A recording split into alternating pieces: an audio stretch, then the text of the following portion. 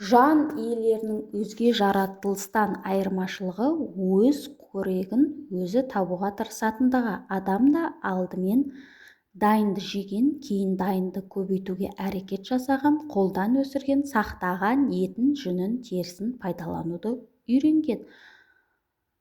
Біз не үшін өкімет не істеп жатыр деп ойлау көп, өзім үшін не істеп жатырмын деп ойлау аз. Адам жұмыстан өлмейді, жалғыздықтан, құсадан, қорексізден өледі.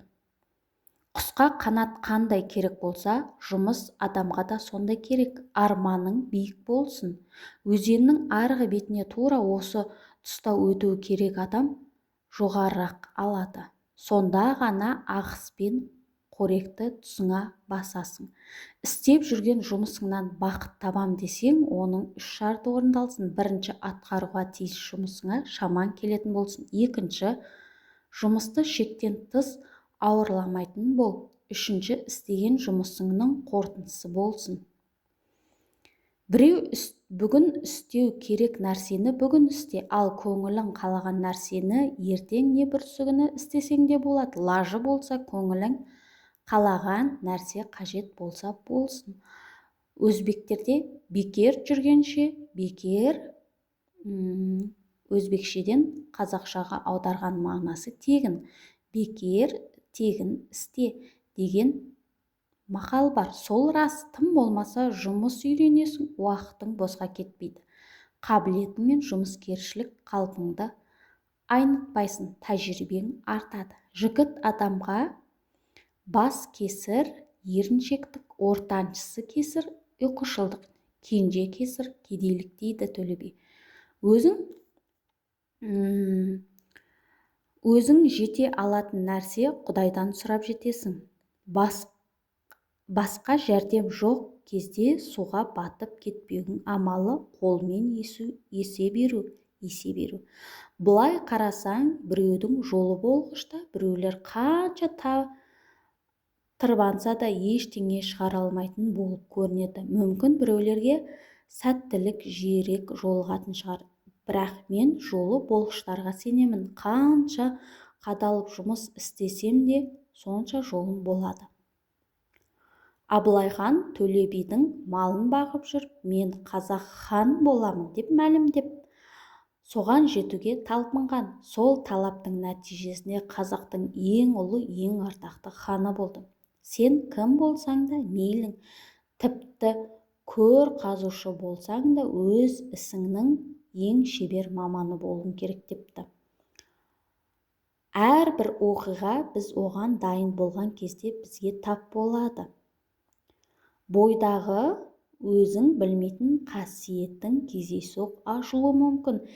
Кез келген уақытша бақытсыздықтың өзі адамдағы жасырын мүмкіндіктерін оятатын жиі кездестірдім. Сені суық суға тастап жіберсе, өзіңнен өзің мықты жүзгіш болып кетесің.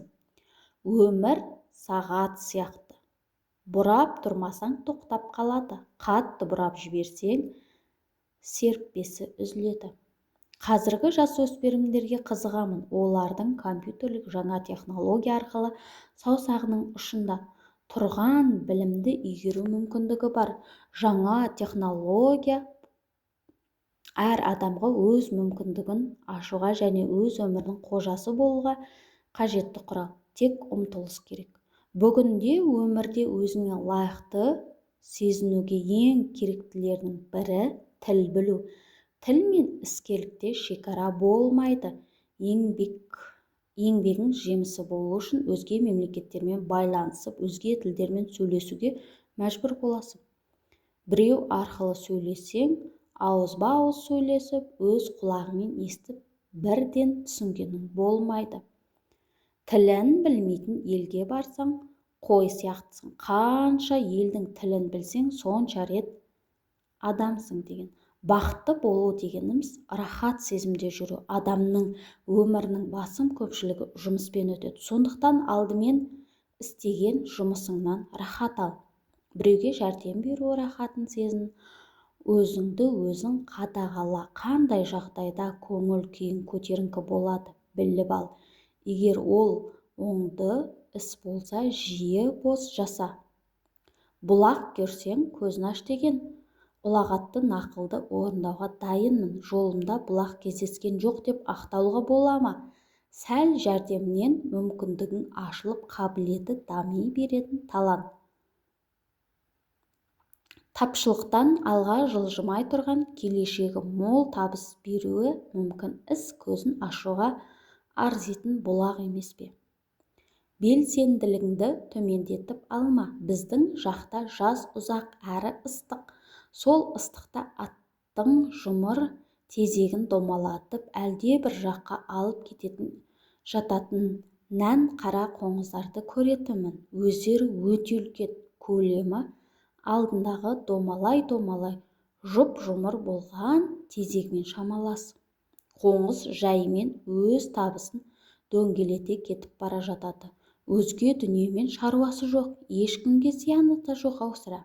Кейбіреулердің өмір сүру тәртібі сол қоңызға теңеймін. Жұмысқа барады, келеді, берген айлықты үйіне әкеледі, басқа ештеңемен шаруасы жоқ. Жұмыссыз отырмын деп те, жұмыс көбейтіп кетті деп те шағымданбайды бәрібір. Бұл әдеттенуден, бір қалыпты өмір, өзгермейтін тіршілік, біркелкі тамақтану адамды әдеттендіреді. Ештеңені өзгерткің келмей қалады. Сондықтан әдеттенуден сақтан. Үй ішіңмен қарым-қатынаста әдеттенуге бой алдыр.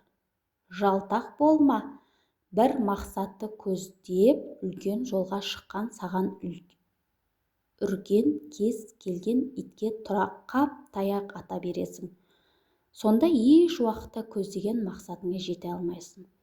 Сағаттың механизмі қанша қарапайым болса, сонша аз бұзылады. Бақыт та сол сияқты. Бақыт та, бейбақтық та алдын ала маңдайға жазулы, ал адам өзінің пейілінің екеуінің біреуіне тап болады. Бақыт күле қарап тұрған адаммен салғыласу, жағасынан асып төгіліп тұрған өзеннің жиегінде жай барахат тұрумен бірдей.